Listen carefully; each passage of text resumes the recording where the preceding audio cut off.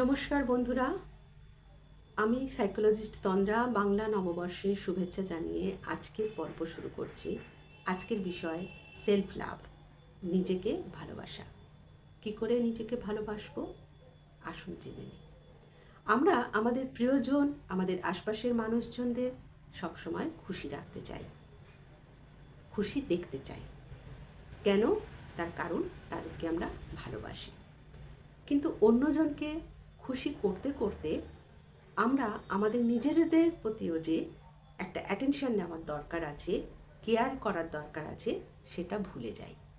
কিন্তু এটা মনে রাখতে হবে, আমি নিজে যদি ভালো না থাকি তাহলে কিন্তু আমি অন্য কাউকেই ভালো রাখতে পারবো না।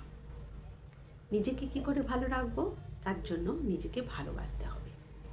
সেক্ষেত্রে আপনি যেমন নিজেকে সেভাবেই অ্যাকসেপ্ট করে নিন।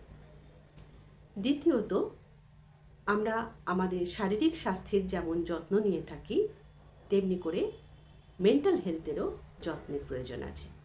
শারীরিক স্বাস্থ্যের যত্নের জন্য আমরা যেমন ব্যায়াম করি, মেডিটেশন করি, কেউ কেউ জিম জয়েন করি, তেমনি করে মেন্টাল হেলথের জন্য আমাদের বেশ কিছু বিষয়কে মেনটেন করতে হয়। আমাদের মানসিক স্বাস্থ্য ভালো কি মন্দ সেটা আমাদের আচরণ থেকে প্রকাশ পায়। আমাদের আচরণের মধ্যে যে ধরনের প্রকাশটা ঘটে সেটা কিন্তু আবার আমাদের থটস আর হ্যাবিটের উপরে ডিপেন্ড করে। সুতরাং আমাদের চিন্তা, আমাদের অভ্যাস যদি পজিটিভ হয় তাহলে আমাদের বিহেভিয়ারটাও সেই ধরনের হয়ে থাকে। তো আমরা আমাদের ফিজিক্যাল ডায়েটের জন্য যেমন জাঙ্ক ফুডকে এড়িয়ে চলি, তেমনি মেন্টাল হেলথের জন্য আমাদের কিছু জাঙ্ক বিষয়কে অ্যাভয়েড করতে হবে, যেমন junk gossip, junk news, junk media ইত্যাদি ইত্যাদি। আবার আমাদের একটা ব্যক্তিগত সীমানা নির্দেশ করা খুব জরুরি, অর্থাৎ সেলফ বাউন্ডারিজ। আমরা অনেকেই আছি, চাই যে অমুকজন এটা করেছে, আমাকেও এমনটা করতে হবে, অমুকজন এটা বলেছে, অমুকজন ওইভাবে চলছে, তাহলে আমিও এমনিভাবে করব। কিন্তু না, এটা মনে রাখবেন যে প্রত্যেকটা মানুষ আলাদা, প্রত্যেকটা সিচুয়েশান আলাদা। কিন্তু আমরা কেন এরকম ধরনের চাওয়াটা চাই? তার কারণ হয়তো কোনো পার্টিকুলার ব্যক্তি কিংবা কোনো পার্টিকুলার দল বা গ্রুপে নিজেকে ফিট করানোর জন্য। কিন্তু যখন এটা আপনি মনে রাখবেন বা এটা আপনি বুঝতে পারবেন যে প্রতিটি মানুষ যেমন আলাদা, তাদের সিচুয়েশান যেমন আলাদা, ঠিক তেমনি করে যদি কোনো বিষয়ে আপনার সঙ্গী বা সঙ্গিনীর সঙ্গে অথবা আপনার কোনো দলগত বন্ধুদের সাথে মতের অমিল হয়ে থাকে, যেটা আপনার চিন্তা বা আপনার প্রিন্সিপালের সাথে ম্যাচ করছে না, তো সেক্ষেত্রে আপনি অবশ্যই করে তাদের না বলবেন।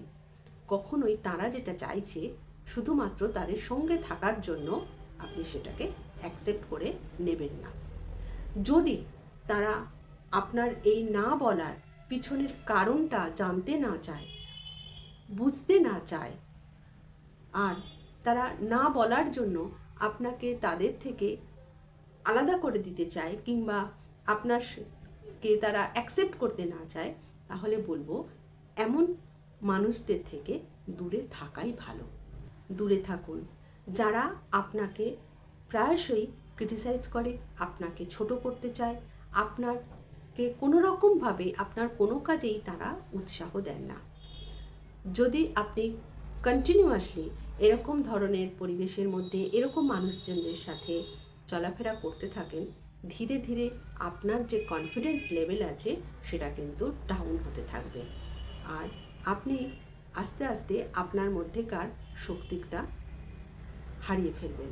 তো বলবো, যদি আপনার 10 জন বন্ধুর মধ্যে 9 জন বন্ধুই মনে করুন আপনাকে কোনো রকম সমর্থন দেয় না, আপনাকে সবসময় ছোট করতে চায়, আপনাকে নিরুৎসাহিত করে, তাদের থেকে দূরে থাকুন।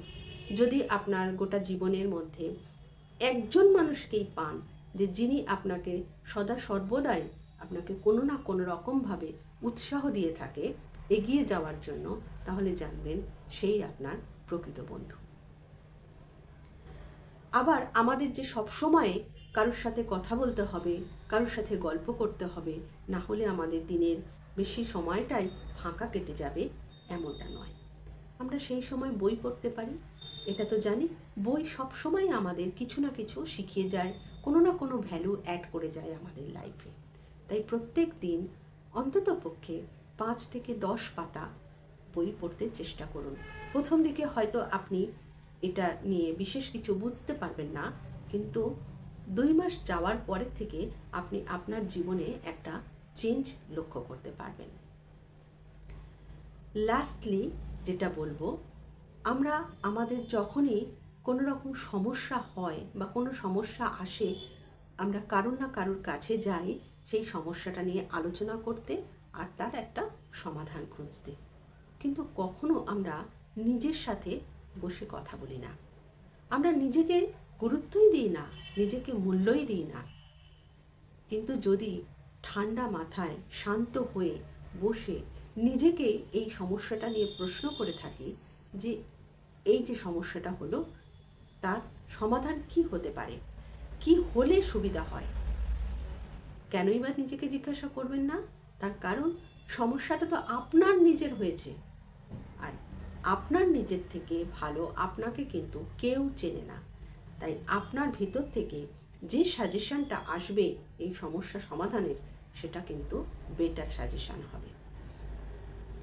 তাই আপনার নিজের সাথে কথা বলুন অন্যের কাছে সমাধান খুঁজতে যাওয়ার আগে। আর সেই সাথে বলবো, শুধু সমস্যা নয়, প্রত্যেক দিন অন্ততপক্ষে কিছুটা সময় নিজেকে দিন নিজেকে জানার জন্য। কি আপনার ভালো লাগে, কি হলে আপনি খুশি হন, আপনি জীবনে কোন পরিবর্তনটা নিয়ে আসতে চান, কোন পরিবর্তনটা নিয়ে আসতে পারেন, যেটা আপনাকে একটা নতুন রূপে বাঁচার পথ দেখাবে, জীবনে একটা পরিবর্তন নিয়ে আসবে। যদি আপনি এমন না করে থাকেন তো আপনি হয়তো জানতেও পারবেন না যে আপনার মধ্যে একটা এক্সেলেন্ট পার্সনকে আপনি হারিয়ে ফেলছেন। আপনার মধ্যে যে একটা সুন্দর মনের মানুষ আছে আপনি জানতেও পারবেন না। তাই বলবো, নিজের সাথে সময় কাটান, নিজেকে জানুন, নিজেকে বুঝুন, নিজেকে ভালোবাসুন। যদি ভিডিওটা ভালো লেগে থাকে তাহলে লাইক করবেন আর সাবস্ক্রাইব করবেন।